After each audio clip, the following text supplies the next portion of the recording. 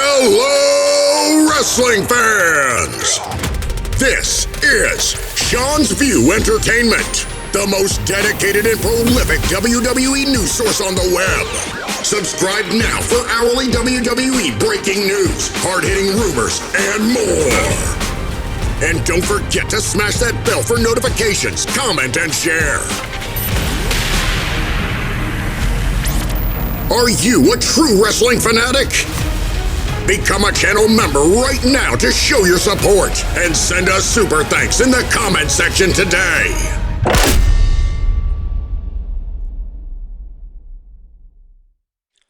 We have to drop everything that we're doing right now tonight because what just happened on WWE television a few days ago on Saturday night's main event is still stirring the pot. It is still degrading, it is still damning, it is still sickening, and it is, well, quite frankly, disgusting. It wasn't just a storyline twist. It is a fundamental shattering of 20 years of WWE programming. Now, if you are watching this, you have likely already seen the image that Vince McMahon spent 2 decades ensuring never happened. The image that defined an entire generation of hustle, loyalty, and respect. John Cena in the middle of the ring, a look of absolute agony on his face and his hand tapping. Not once, not twice, but a few times. John Cena tapped out. Now, those 4 words don't even feel right saying them out loud. For an entire generation of fans, John Cena was Superman. He might lose, he might get beat down, but he never gives up. That was the catchphrase, that was the merchandise, that was the echoes, the ethos of the company. But on Saturday night's main event a few nights ago, the main event with Gunther, Superman didn't just bleed, he surrendered. And that is going to change the history, the books of WWE. And today, the fallout from that controversial booking decision hasn't just angered the fan base. It has reportedly caused a complete fracture between the greatest star in company history and WWE management, according to rumors and gossip online. Now, we always knew that John Cena, that this was going to be his retirement match, right? Win, lose, or draw, we would never see John Cena wrestle in a WWE ring ever again. But that wouldn't mean we would never see John Cena in a WWE ring ever again. It just wouldn't be him wrestling. Because John Cena is going to return. John Cena is going to make appearances, but not in the way that you may think. But we have some breaking news coming out of Stanford today that is likely going to change the road and the perception to WrestleMania entirely. We are hearing reports of backstage screaming matches, Triple H scrambling to save face, and the ultimate bombshell. Due to the booking, due to the planning, is there a falling out? Has John Cena officially ended his partnership with WWE? Now, I know what you're going to say. Well, Sean, he just signed a 5-year contract to be an ambassador for the WWE. And for that, I would say you're right. I would say you're correct. But it all goes back to the booking. It all goes back to several nights ago at Saturday night's main event. How did we go here in less than 72 hours? Why did Triple H book the unbookable finish? And what was the story behind closed doors that made John Cena walk away forever? Let's break down the most chaotic last several days in WWE history. To understand why John Cena quit today completely, we have to understand exactly what happened in that ring on Saturday night on Peacock. This match was billed as a passing of the torch. We have seen Cena do this before. He did it for Roman Reigns. He did it for AJ Styles. John Cena knows his role at this stage of his career is to elevate the next generation. We get that and we understand it, the fundamentals. But nobody expected John Cena to win against the former dominant world champion Gunther. That wasn't the issue. That issue was how he lost and how degrading it was and how embarrassing it was. The match itself wasn't too bad. It was a war. It was stiff. It was brutal. It was everything you'd expect. But as they moved into the finish, something felt off. Cena went for the attitude adjustment. Gunther slipped out and locked in the sleeper hold. Usually, this is the spot where John Cena powers out, the spot where he fights to his feet. The crowd goes crazy, and eventually he passes out. He goes out on his shield. Eventually, right? But that's not what happened, viewers, now is it? Remember to hype up the video, like, comment, become a channel member today, and donate below with a super thanks donation. Now, Gunther transitioned into a brutal submission hold. Cena struggled for maybe several seconds. The camera zoomed tight on his face, and then the unthinkable happened. The tap, tap, tap. Now, the referee called for the bell. And listen to the audio of that arena again if you get the chance. It wasn't heat, it wasn't booze. It was a vacuum of stunned silence, followed instantly by genuine anger from the WWE fans, the WWE faithful. Children who were once wearing the neon green arm pads were crying. Grown men looked furious. It felt like a betrayal of the character. How could the WWE do John Cena so dirty? And why does this matter so much, viewers? Why does it matter? Well, because never give up isn't just a slogan to John Cena. It's his life's work. It's a way of life for the Never Seen 17. He has granted more Make-A-Wishes than anyone in the history based on that promise and that premise. For 20 years, WWE told us that no matter the odds, you fight until you can't fight anymore. Now, let's just put this into perspective. Okay, let's just put this into perspective. And let this sink in. Even Pat McAfee passed out. He didn't tap out. Pat McAfee, ladies and gentlemen. Put that into perspective. Just let that sink in real quick, all right? By having John Cena tap out, voluntarily quitting the match, Triple H and the creative team didn't just have Cena lose a wrestling match. They assassinated the character of John Cena in about 30 seconds. It was a booking decision so baffling, so disrespectful to Cena's legacy, that immediate theories started flying around that this was some sort of punishment. Was Cena being humiliated? Was he being humbled? As the show went off the air, Cena didn't do his usual salute. He didn't play the crowd. He rolled out of the ring, looked generally dejected, not just selling the move, but selling a broken spirit. And, of course, the WWE fans at this point had a broken heart. And as soon as he walked through the curtain, that is when the real war began. Now we move to what we are hearing from our sources backstage. And according to multiple rumors and reports, the atmosphere beyond the curtains as the show ended was nuclear. We are told that Triple H, who made the final call on the finish, was at the gorilla position. And as soon as the bell rang, he knew that they had miscalculated. The crowd reaction wasn't the shocked heel heat that they wanted. It was almost that go-away heat. Social media was already trending with Cena tapped and fired Triple H within minutes. WWE stock actually took a slight dip in after-hours trading. This, ladies and gentlemen, that is the power of the Cena brand. And when John Cena came through the curtain, sources say he didn't stop to talk to anyone. He walked straight towards the game. He walked right up to Triple H, who was at the center of this entire controversy. Now, we don't have a transcript of the conversation, but multiple people in the vicinity described it as the most heated exchange they've seen since the days of Vince McMahon and Stone Cold Steve Austin. Now, we're told that John Cena was probably furious, not because he lost, but because he felt used. He felt that that the finish was unnecessary.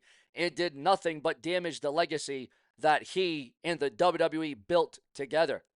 And according to one source, Cena allegedly told Triple H, "I came back to help you. I came back to build the future, but you don't build the future by taking a dump on the past. You made me look like a coward out there." Triple H reportedly tried to defend the decision from a creative standpoint. The argument wasn't that Gunther is such a monster that he can make even the unbeatable John Cena break. That is the ultimate rub for the new top heel, but Cena wasn't buying it. The argument escalated. We're hearing that Cena brought up the fact that he had already played ball. He always plays ball. He's always done business the right way, but this felt personal. It felt like the new regime was trying to erase the last remains of the previous era in the most humiliating way possible. You have to remember the dynamic here, viewers. Triple H and John Cena have a long, complicated history. They were rivals on screen. They had very different philosophies off screen during their peaks. Now with Triple H in charge and no longer wrestling, there was already an underlying tension. This tap out was the match that lit the powder keg. The powder keg, ladies and gentlemen.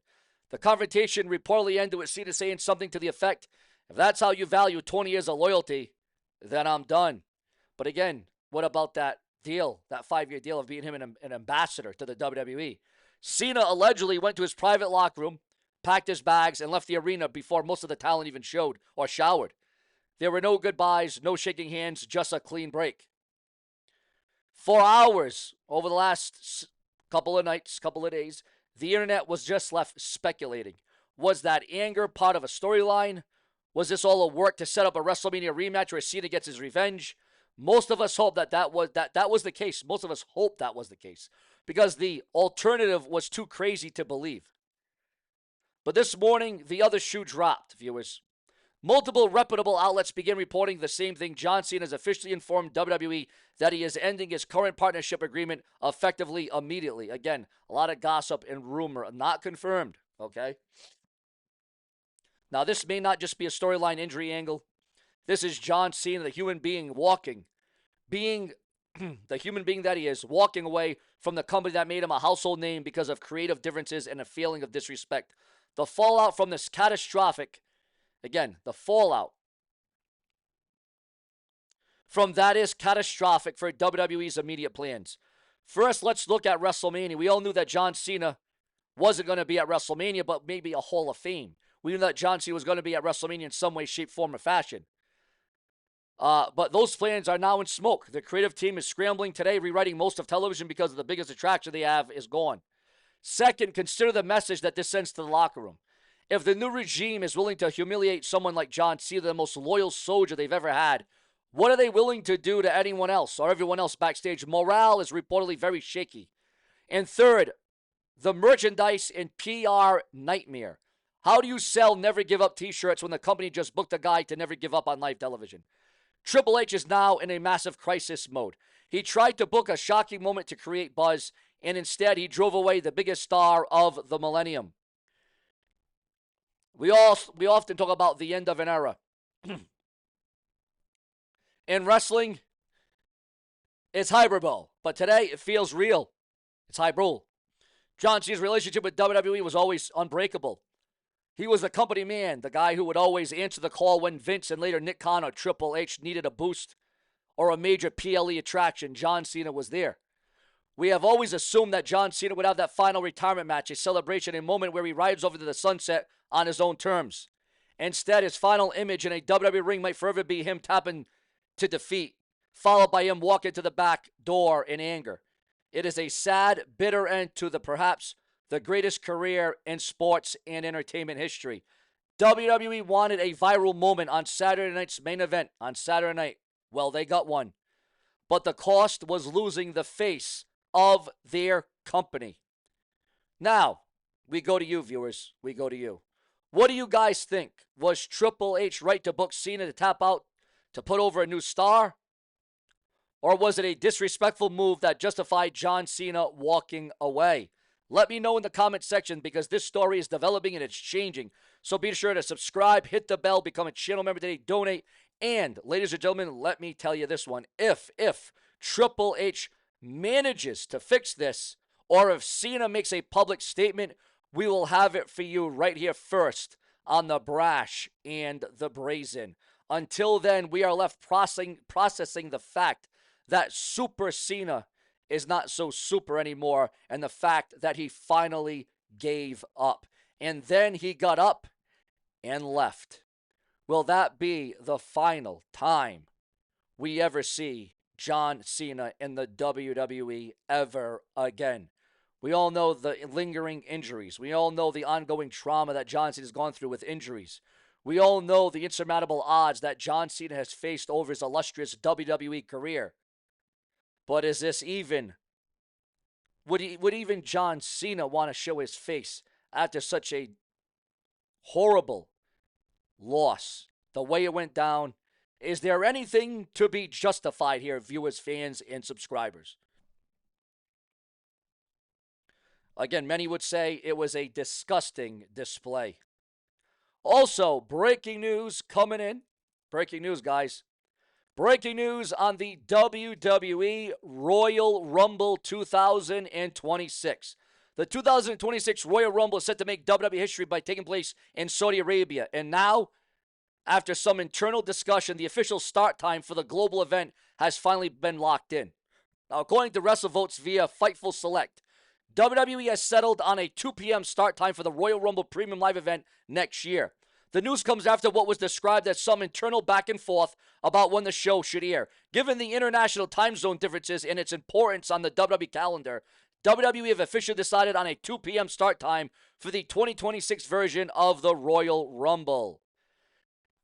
The earlier than usual kickoff means that fans in North America will need to adjust their viewing plans as WWE continues to expand its international premium live events footprint. With the show airing live in Saudi Arabia, this will be the first Royal Rumble ever held outside of North America, a major move for one of the company's most iconic events. As previously reported, WWE is currently planning a 4-match card with only the 2 Rumble matches and 2 still unfinalized title bouts expected for the lineup. Despite the lean card, the WWE is clearly banking on global spectacle and the prestige of the Royal Rumble brand to deliver a blockbuster night. Now, see, that's the major problem I have. We pay all this money, right? Or you travel all that far for 4 matches. Remember the days where you get somewhere between 7 to 10 matches? Remember those days? Remember those times? Now you're getting less and you're paying more. Imagine that, viewers. You're getting less and you are paying more. Absolutely unbelievable. But many would say it's undeniable. Well, I don't know how undeniable that is.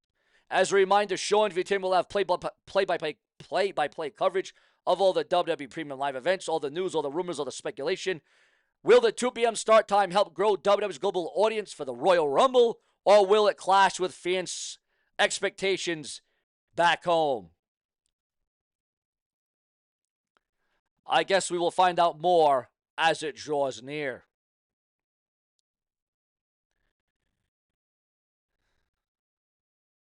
Also, Blake Monroe goes off on WWE NXT's Twitter account over a header photo. Liv Morgan's stalker's latest legal move may lean toward insanity defense. WWE's plans for Thea Hale after botched NXT Women's North American title win have been absolutely leaked and unveiled online.